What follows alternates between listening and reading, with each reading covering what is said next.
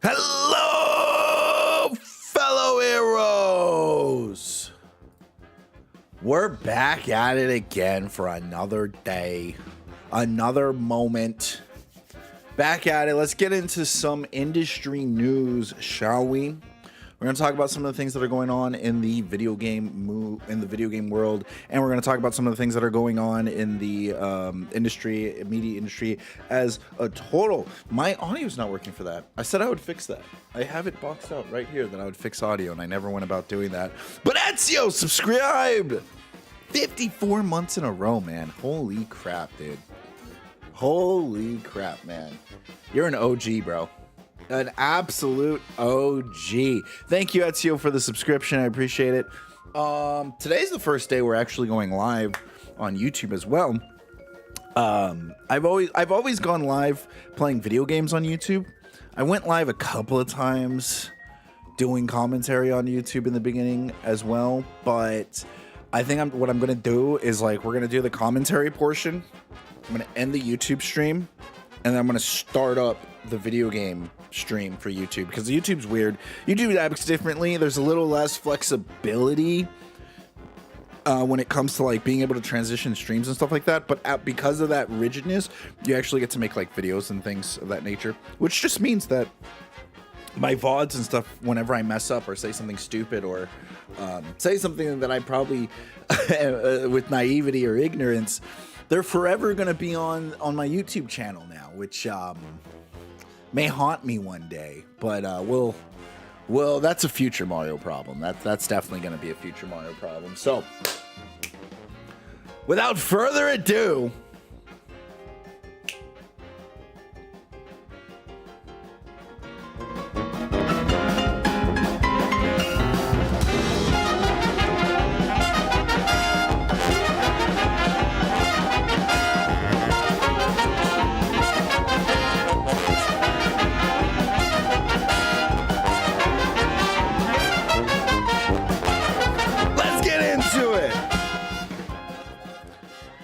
okay, first off, let me put it on this. We got Microsoft removed DEI from employee review process. Is this true?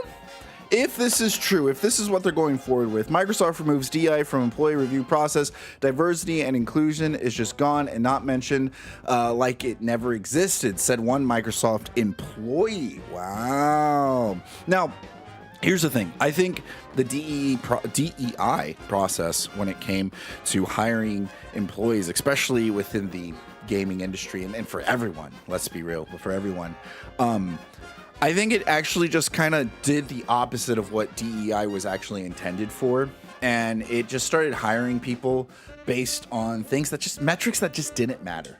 When you start making race a factor in metrics, I think it just starts to skew the numbers in a poor way and actually does the opposite of actually including everybody.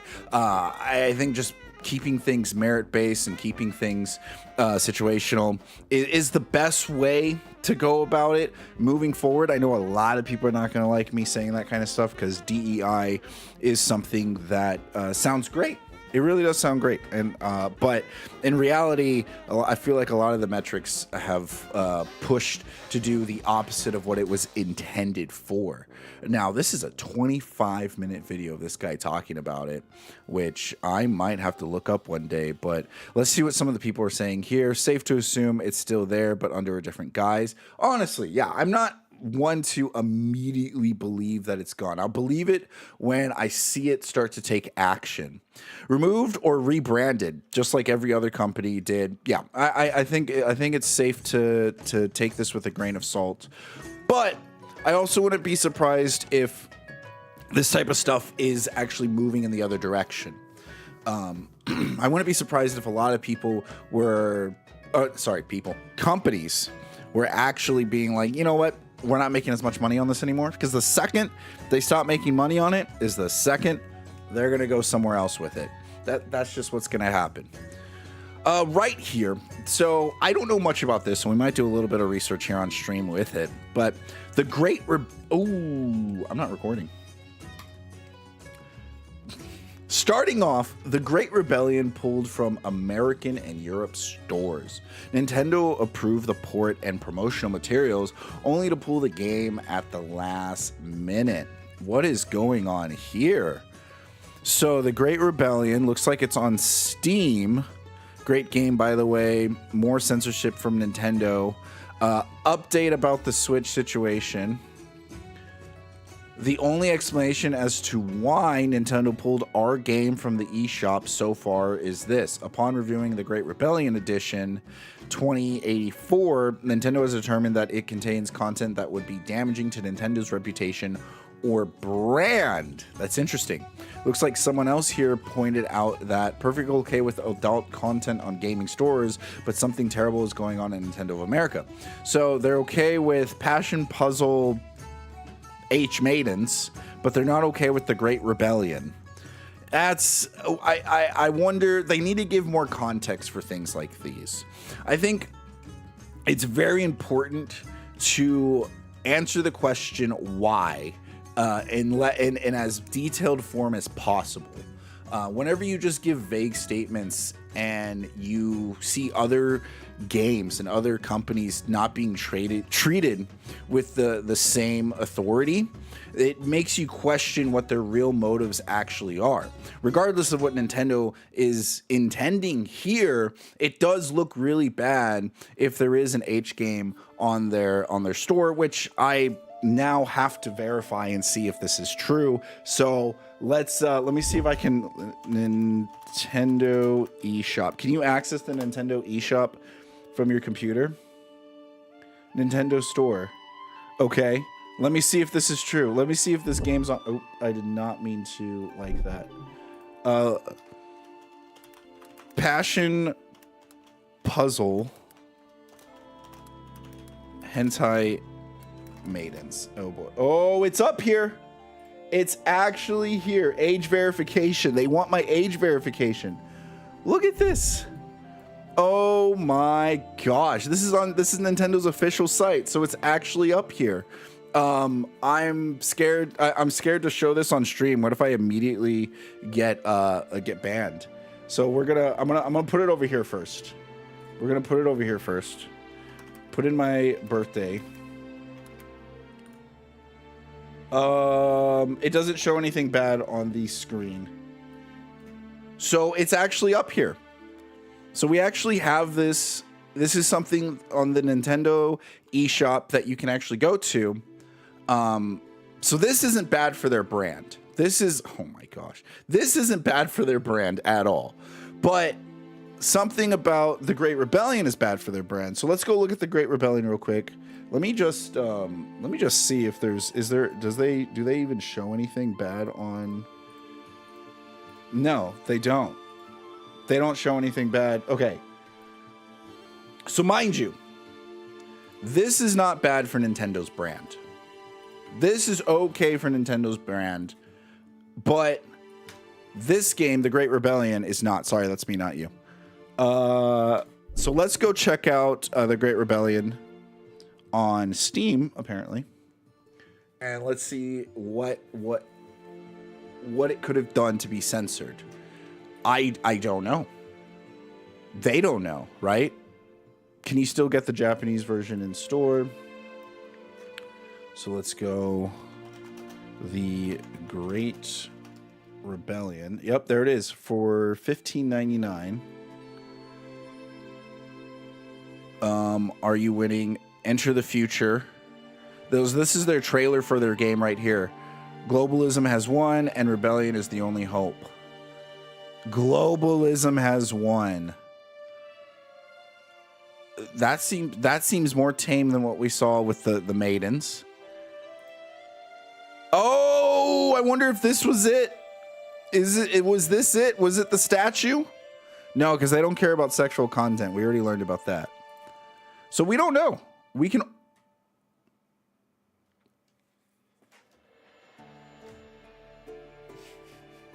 Okay. Okay. Okay. All right. I think we I think we got our answer. I think we got maybe a smidge of an idea why it may have been taken off the Nintendo eShop. Oh man. But here's the thing.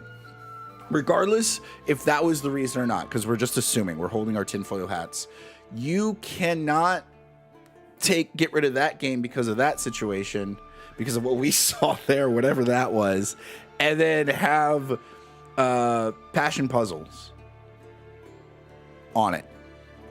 And that's the truth. If you're going to treat one company like that because of one situation, you got to treat another company the same. But we don't know the actual reasons.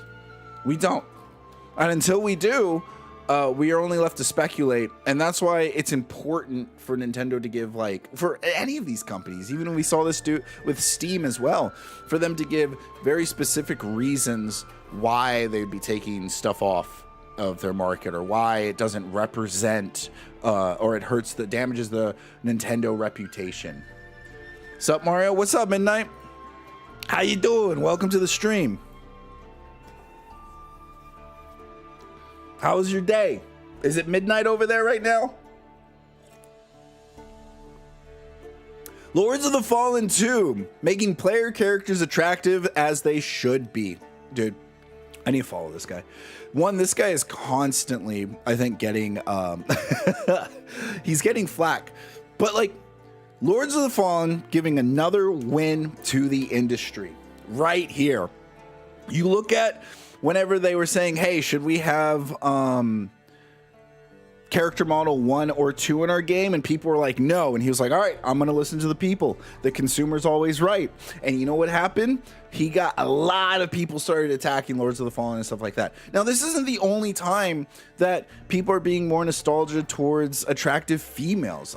You see right here, I've seen other posts where there's like animation studios in the 2000s or in the early 90s develop a giantess fetish, or making sure that I'm straight as a young kid. There's a lot of people nostalgic of old cartoons or old sexiness of women. And the thing is, it's not about women being sexy.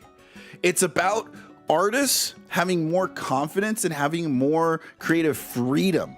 And a side effect of being more creatively free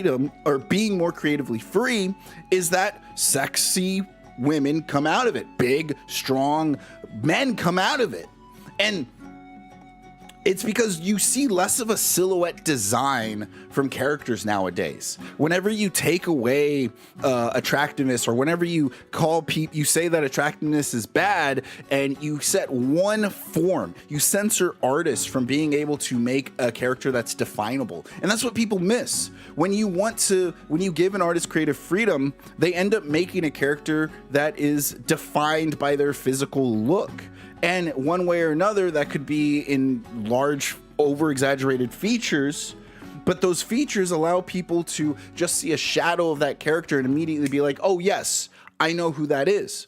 And how I've seen less and less silhouettes when it comes to characters. Look at Borderlands 4. Remember when Borderlands 4 released their characters? And I was like, oh, it's so hard to tell the silhouette between these characters, because the design for each one of the characters, except for the big, giant berserker dude, isn't exaggerated, because we have an industry that's censoring attractive women, attractive people, making everyone all look the same in the hopes to make a minority of people feel good or less self-conscious about themselves.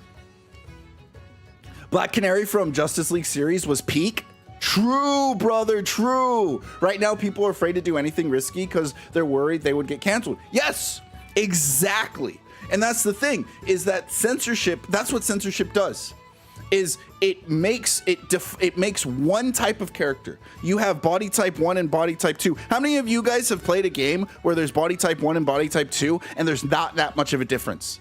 Look at Halo Infinite, when they took body type 1 and body type 2 and all they did was just morph the hip on the character just slightly. And then they had 3 body types. They had body type 1, 2, and 3. And it was like, what's the difference between any of these? But then you look at Master Chief and he's got large, broad shoulders. He's got the V shape going, the Arnold Schwarzenegger, my man. Even though when he's a big hulking suit of armor, that's the thing about being able to make attractive characters. Losing attractive characters isn't the problem. It's artists having creative freedoms and being censored from their creative freedoms. That's the actual problem. Attractive characters, sexy characters was a consequence of that. It's the same problem as plastic surgery. When everyone looks the same, characters stop being hot. Nailed it. Hit it right on top of the head, Midnight. I totally agree. True. I saw this right here. This was actually super interesting. So, Arc Raiders once explored thruster boost in early development. This needs to come back. But I want you guys to listen to what the developers had to say. What is then you start asking the right questions about why would I come back?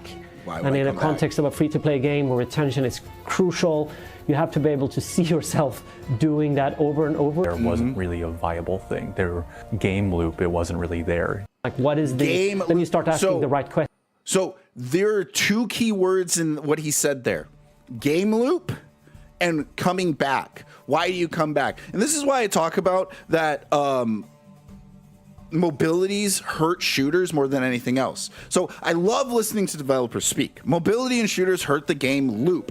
I know it looks fun, but it also looks easy. The challenge, the pressure, and the ability to overcome, that's what brings players back.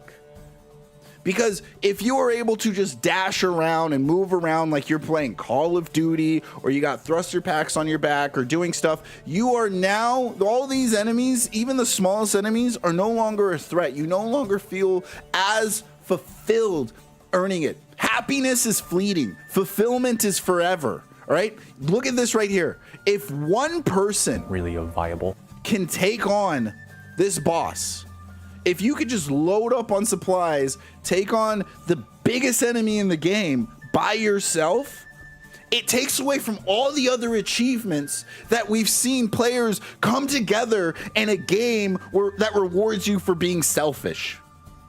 It takes that away from players. And simply by adding mobility in a shooting game. And that's why Arc Raiders is such a game that's so addicting. Because it truly is made by people who love the game that they're making and who are doing everything they can to make a gameplay loop important to the player experience. Okay, last thing here. This one's kind of a big one, but I don't have... there's not a lot of news to go over today, so we're probably going to get to play more Hollow Knight than we did yesterday. But...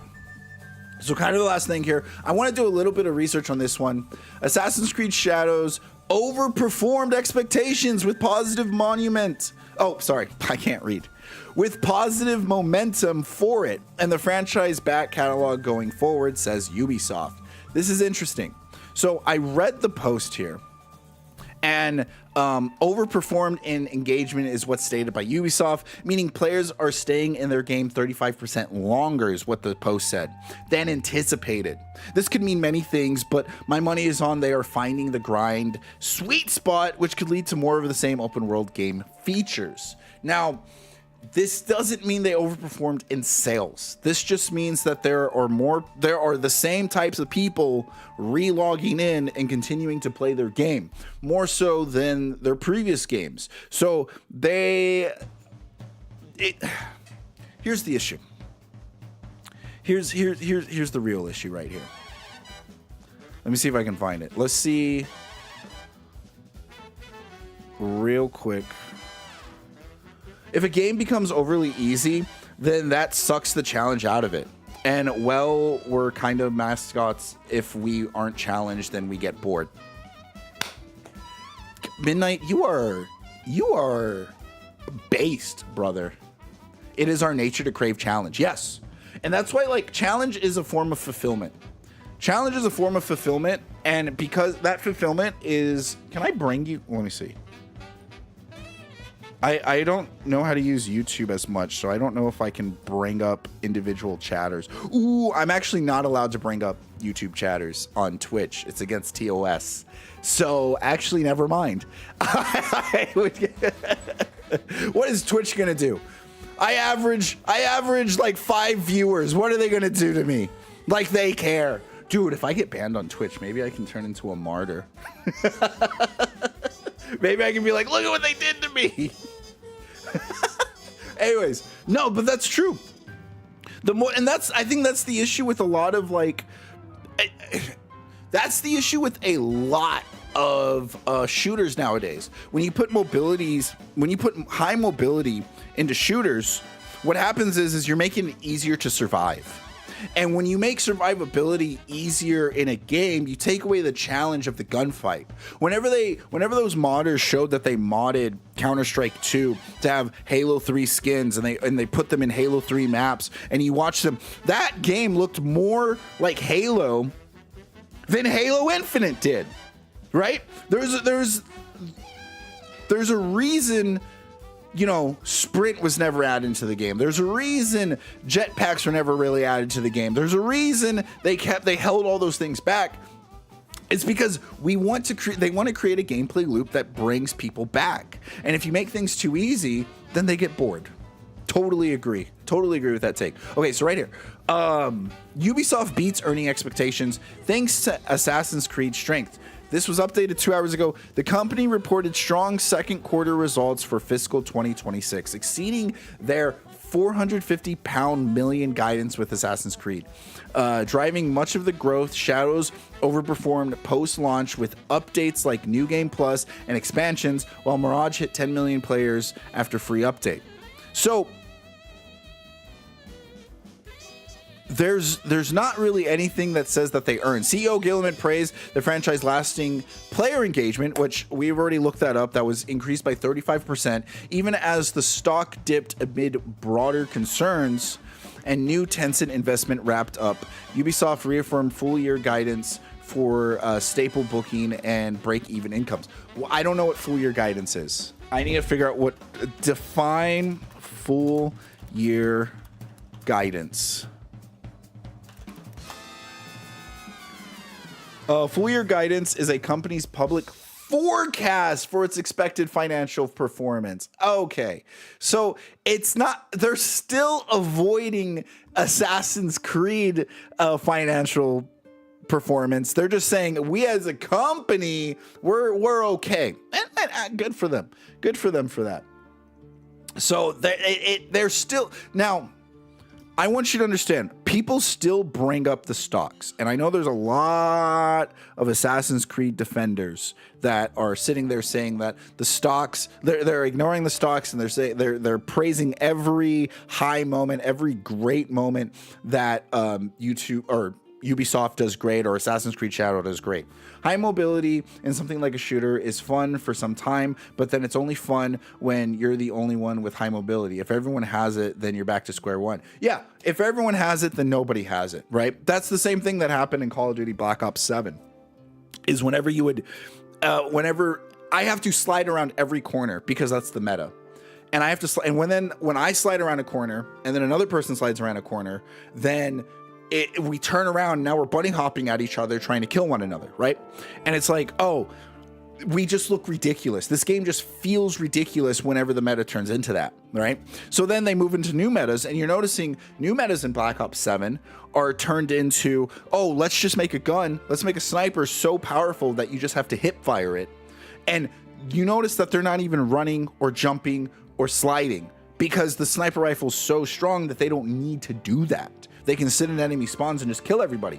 But then that's why hero shooters are so important. That's why hero shooters are so great, because hero shooters have mobility in their game, but only one character has that mobility, touching on the point that you're making. Because if one character, because you think of like Overwatch, Tracer has mobility. Marvel Rivals, Spider-Man has a ton of mobility, but not everybody plays like Tracer or Spider-Man. So that character's unique attribute of mobility is inherent to them, making a challenge for you as a player to figure out how to make the most out of their skills, whereas other characters have other sets of skills that you have to extract from, right? And that's what makes hero shooters so great, is that there's a challenge at pulling the most from that hero. If everyone had the same abilities, you're no longer having as fun. And this can be proven by, if you look at like the community made games where they take like everyone plays as Reinhardt, or everyone plays as this character, or everyone has Tracer's abilities. Those games aren't like main staples. Those are games just to kill time while you're waiting for Q. Right? And there's a reason why they're there. There's a reason why they never take over and make it into the main form of the game, because they're only there to create fun. They're not there to create, it's a gimmick. And then when you do something like make a gimmick as your main staple, like what a lot of shooters have done, like Halo, Call of Duty, then what you end up doing is you end up just creating a marketing scheme to make more money and not necessarily caring about the value of the players. In hero shooters, characters with mobility aren't one-tapping you. Yup. They have to work for it. They have to lean into their mobility to get the kills. So every character has its pros and cons, and it's on you to maximize that. Exactly. Anyways, but so why are stocks important? Stocks are important because you can't they can't hide from marketing schemes, because investors don't like uncertainty. That's why it's important to bring up stocks, and it's important to show the trends of stocks, because whenever you only show the marketing ploys and you see them say, oh, well, they exceeded their million guidance for their full year guidance, they're just telling you things when they say, oh, we've had 2 million players, or we've had this many things. Like, you don't know what that means. They're avoiding the actual thing. And why are people so caught up on Assassin's Creed Shadows and so caught up on the sales number for Assassin's Creed Shadows? And honestly, it comes down to the fact that people want to feel validated for their purchase. I get it. You want to buy something, you want to feel good about your purchase. You don't want to have spent a lot of this time and money buying a game, realizing it's bad, but you like it. And it's okay to like bad games. I think if more people can acknowledge the fact that they're bad, and let me tell you something, these guys that sit here and play defense for Assassin's Creed Shadows and for Ghost of Yotei, they are doing a disservice to a lot of players. They're doing a disservice to the game itself, right? You want to be able to critique games. And the best thing you can do if you want to hype up a game, or if you want to talk about a game, is truly just talk about the good features of the game. And I don't think a lot of these guys ever really go out of their way to be able to talk about what's great about the game. And when they do, it obviously ends up being just shallow. And you end up just looking at it and you're like, oh, well, was it actually something that we cared about? Was it actually something that's great? When they're sitting there and they're hyping up the use of the PS5 controller, because I've seen them talk about that. I didn't realize I should put proof onto the screen. But when they're sitting there and they hype up the use of the PS5 controller in Ghost of Yotei, and you're like, but there's a skippable feature. And most people are skipping the feature, and like even the developers put the skip feature on there because they knew it would be annoying, and it's not something that people want to come back to, and it could scare them away from their game, right? So it's okay. I had way more fun playing Ghost of Yotei than I did Assassin's Creed Shadows, but I still think these are both games that have a lot to improve on, and that I feel like these games work for the companies more than they work for the players. And it's okay to say that. It's okay to say you enjoyed something, but it's bad. And that's all this back and forth about, oh, they're overperforming, or they want to do this, or they want to exceed. And when the sales number comes out, here's the thing: if Assassin's Creed Shadows succeeds in sales, it's going to be no different than how like The Witcher succeeded in sales. It's that whole thing of like, fool me once, fool me twice. People don't realize it's not like flipping a light switch. People don't realize that when you take a game and you make it sales numbers, something like, okay, hold on. Let me think of how to say this before I just start blabbering my mouth.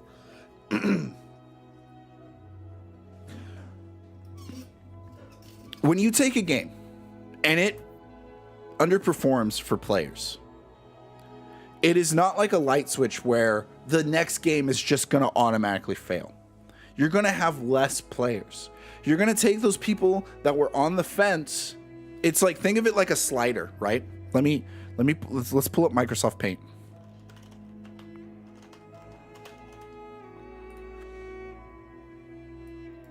So you have this, right? This is the sliders. So right here, these are the loyal fans.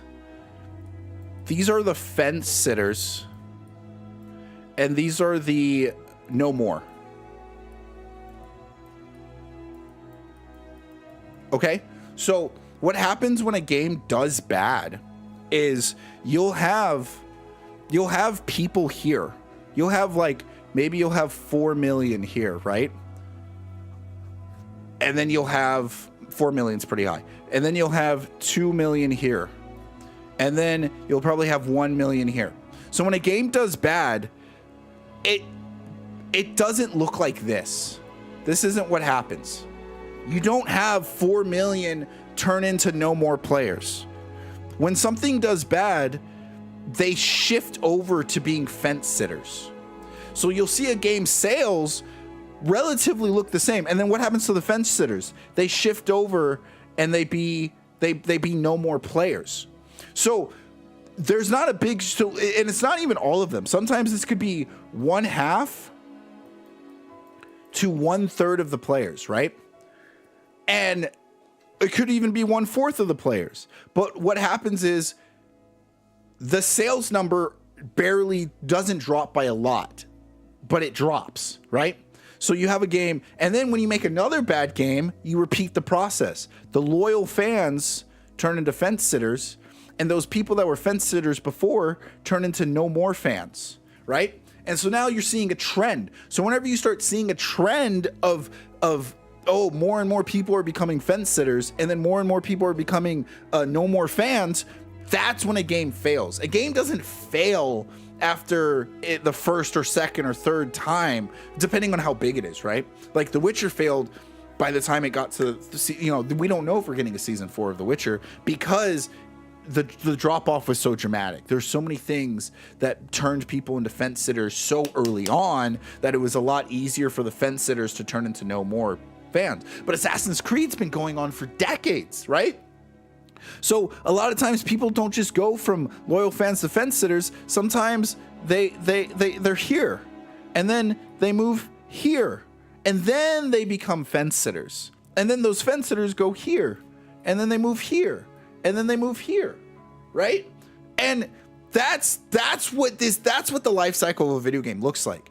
And people are doing such a disservice to video games whenever they sit here and they deny the trends, and they sit here and they go, hey, well, the game's doing all right because I liked it. And who else liked it? Let's come over here and like it. And you have these areas where a lot of people just get in a circle and they just circle jerk each other off.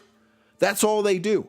And they're doing a disservice to the game because then developers only look at the people that are giving them positive feedback. They're not looking at the critical feedback, which, by the way, that's the developer's fault. The developers need to be held accountable for that. Problem is, right when we enjoy something, it's human tendency to defend that. So if someone doesn't like it, we tend to feel attacked about it. Yes, it's easy to get on the defensive about something. And I think that's a failure on critical thinking. I really do. I think that's a big failure on critical thinking. And a lot of people, they're like, well, I like it, so therefore it must be good, right? That's the logic that they take. And that's fine. But what they're missing out on is I like it, therefore it must be good for me, right? That's the missing X factor that people are forgetting about whenever they like a game. But they're not really looking. And by all means, a lot of this industry, a problem with the industry has to do with like games journal media. Because a lot of games journal media is telling you that the game is good. They're reinforcing those ideas. They gave Dragon Age Veilguard a 9 out of 10. They gave Assassin's Creed Shadows, I think it was like an 8 out of 10.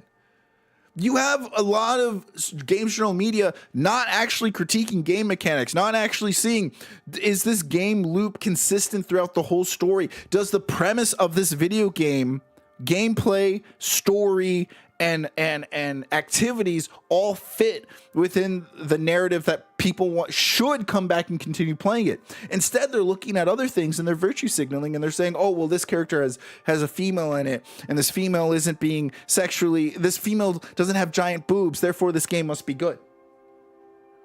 And what that does is you're misinforming your audience. And then when the audience gets misinformed, they start shoveling slop into their mouth, and you turn everyone into pigs. And who wants to be a pig, man? I don't want to. I live to eat. Okay, I don't eat to live, and that's what this is. That's just eating to live. That's just, oh, I just want to be entertained. I just want a bit of happiness. No, you gotta play something that makes you feel refined. And that's what we were talking about, making something challenging. Not just giving every player in the game jetpacks like Arc Raiders did. So, yeah, that's the problem is people want to immediately defend what they're enjoying. But they're defending the wrong things. And they're not acknowledging. And it's a failure to be able to critically think for yourself. Now, if you bought this game, if you're a single consumer and you bought this game and you enjoyed this game, it is not your job to do anything else other than that, right? But if you bought a product and you're not happy with that product, you need to you vote with your wallet. You don't need to buy the next product, right? And that's what that graph was that I was showing you before, was that like that person becomes a fence sitter. And then that person turns into, they will no longer buy that game. They will no longer trust that product anymore.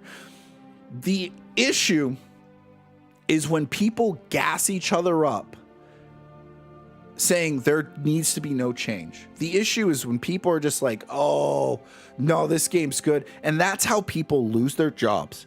You have all these people complaining that, why does the game industry keep losing jobs? It's because you're gassing them up. It's because they're giving you slop. And you're saying, yes, keep doing it, keep doing it, keep doing it. Whereas like the average everyday video game, the average everyday gamer doesn't like it. They're like, why am I wasting my time doing this? And then people lose their jobs because they're too busy listening to those that are gassing them up than actually listening or paying attention to the trends that are happening. Why is this happening? I wish I had a solid answer to it. A lot of reason why it's happening is because in recent times, the industry, this goes for Hollywood as well, not just the video games, the industry has made an enemy out of the consumer. That makes no sense to me. They think they know better. They think they're on the right side of history. And a lot of times it's if they have a bad game or if sales go down or if numbers are bad, the issue is, people are bigots. People are racist. You didn't like this game because the female on the cover wasn't that hot. And honestly, making an enemy out of the consumer is the fastest way to filter yourself into McDonald's. It's the fastest way that you're going to start putting fries in the bag. Holy crap. I went on that was a rant. That wasn't even like, I said we're going to look up more information and we're going to look up more data on this, and I just went on a full-blown rant. Holy moly. That SteamDB. Hold on. SteamDB on Assassins. I want to look up Creed Odyssey.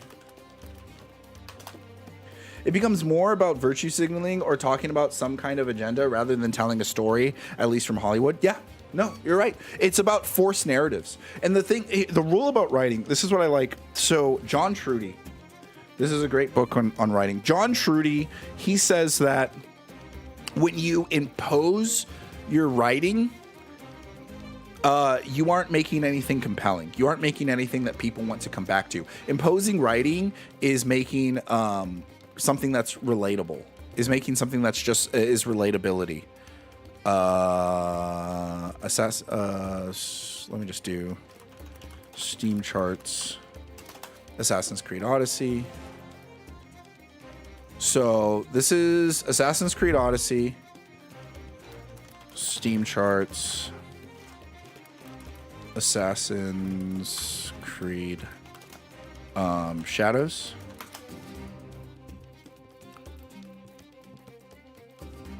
Look at this.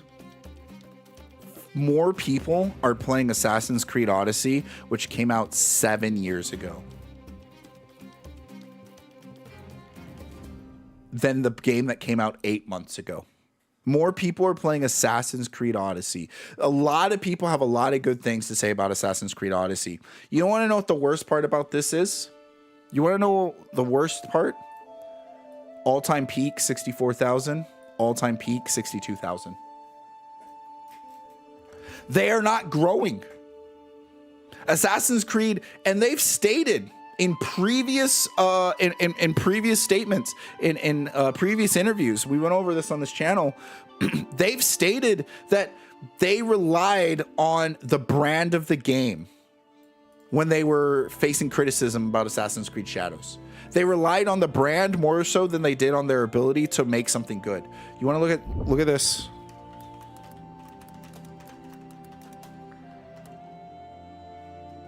Assassin's Creed Valhalla Steam charts. Look at this. Nobody's playing this game. So why am I bringing up Valhalla? Valhalla is known to be the most grinding version of the game. This was made almost 3 years ago. So Valhalla is known as the most grinding version of the game. I don't want to deal with strong, independent women when everyone is getting their face reorganized. True. True. Assassin's Creed Shadows immediately was less grindy. Hence, they said, oh, we had a 35% player increase. Or, I'm sorry, not player increase. We're looking at that. That's not necessarily true. We had a 35% player engagement. What that means is there are more people that stayed and played and interacted with their game than their previous title. Well, Valhalla was known for being more grindy. This is what I had to say earlier when I was talking about, like, oh, they're finding the sweet spot for the grind metrics in their game, which means that they're probably they're looking for confirmation biases so that they have a reason to continue making more games like this. Yo, what's up, Doc? Welcome to the stream. We'll be starting, I know it's 11 o'clock. We'll be starting Hollow Knight right after this. Right after this, we'll be starting Hollow Knight. And so a lot of people say, oh, well, you're looking at the Steam metrics, you're looking at PC metrics, you're looking at the... Dude, it's a trend. Trends are trends. I would not be surprised if this same trend followed everything else. You also have to understand that we all know Assassin's Creed Valhalla had a decent story, or I've heard it had a decent story. They also said Shadows had a decent story, and I wholly disagree with that. But a lot of people couldn't get through it because it was so grindy. We know this is one of the least popular games because the gameplay loop failed the consumer. So when we look at this right here, we're understanding that, yeah, a lot of players, a lot of consumers agree with that sentiment because it reflects the all-time peak. It reflects the players right now. There was a negative connotation about it, so when it got ported over to PC, people didn't care. So why is it that people are playing Assassin's Creed Odyssey just as much as Shadows? Well, Assassin's Creed Odyssey was the beginning to the end. Assassin's Creed Odyssey is where it peaked. It's where they cared about the gameplay loop. They cared about giving you an experience that challenged you and made you want to come back, but they were also doing everything they can to get you to purchase things from their in-game store, to get you to stay in their game as long as possible, to get you to not play any other games because you're too busy doing so much stuff in this game. They doubled down on that in Valhalla, adjusted for Shadows, but their metrics aren't going up. They're not trending upwards. So I can't imagine that Assassin's Creed is actually... Oh, I lost it. Did I get rid of it? I got rid of it. I can't imagine that Assassin's Creed is actually making money. I bet they're probably made more money than Valhalla. Or they probably matched the amount of money they made in Valhalla, but that's not good. They need to surpass it. They can't be matching it. And that's why these stocks aren't looking great. That's why the stocks are trending downward. It's because these marketing schemes don't hide investors' uncertainty. They don't. Okay, I won't be here for long though. All right, Doc. Well, I appreciate you stopping by regardless. Anyways, guys, that's been the one-on-one on Assassin's Creed. A lot of this has just been commentary. I'm gonna try to do better. I went on a rant. This is more of a Mario rant than anything else. Editing Mario, the future Mario. Hey, future Mario, do your best to show some stats and to back up everything I'm saying in this video. So until next time, YouTube, play nice. Okay, guys, I'm moving over to Hollow Knight right now. On Twitch, that's an easy change. On YouTube, I'm going to start another YouTube stream. So this stream's ending on YouTube, and we're going to start a Hollow Knight stream on YouTube. So just bear with me. This is the first time I'm doing this. I don't know how to do it in the most efficient manner. What's up? Do I want any eggs for Friday? No, I'll eat after my stream. Do you mind getting me a water, though? Yeah. Okay, I appreciate it. I got Dream Nail. Doc, you're moving up in the world. You beat Soul Master? My boy. My boy.